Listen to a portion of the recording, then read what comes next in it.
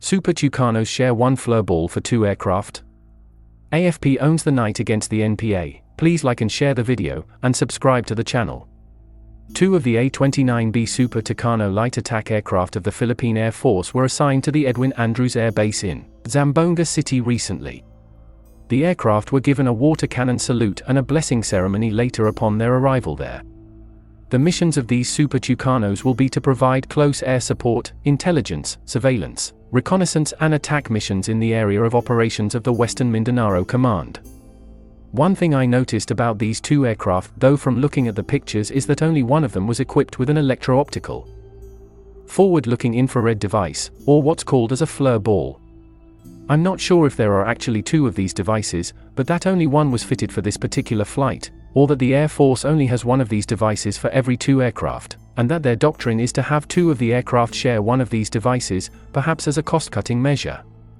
If the Air Force really is using a buddy system for one device, then that is not necessarily such a bad thing, as these Super Tucanos operate at least 2 at a time anyway, so one could act as a spotter while the other provides extra firepower.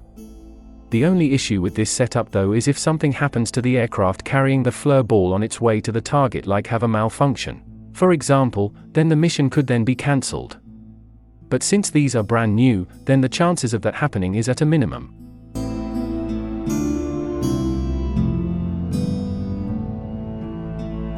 Meanwhile, the armed forces of the Philippines made another major victory against the New People's Army recently, when they managed to eliminate 10 of the communist terrorists during an attack last Christmas Day in Malaybalay, Bukidnon.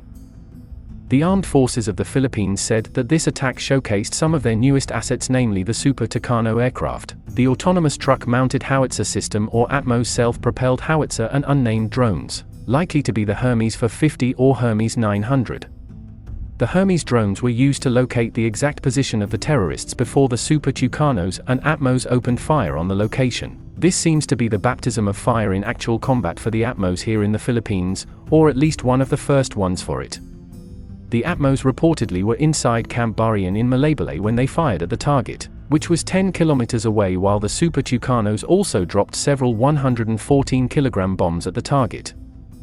Additional details released by the Philippine Army revealed that it was the 3rd Howitzer Platoon of Alpha Battery, 4th Field Artillery, Strike from Afar Battalion, who made the strike with their ATMOS units using high explosive ammunition in support of the 8th Infantry Battalion, 1st Special Forces Battalion, and 88th Infantry Battalion, which conducted the ground attack.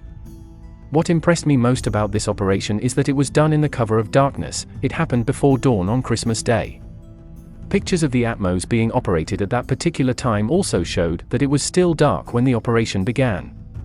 Apparently the terrorists thought they would be safe since it was still dark.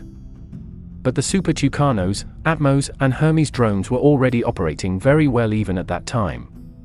So congratulations for the Philippine military, they now own the night against the communist terrorists.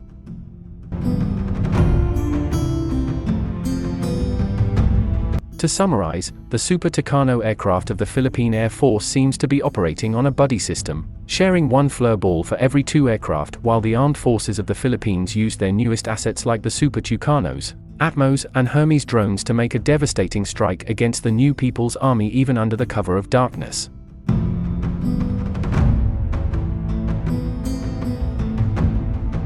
Thank you for watching the video. I invite you again to like and share it, and subscribe to the channel.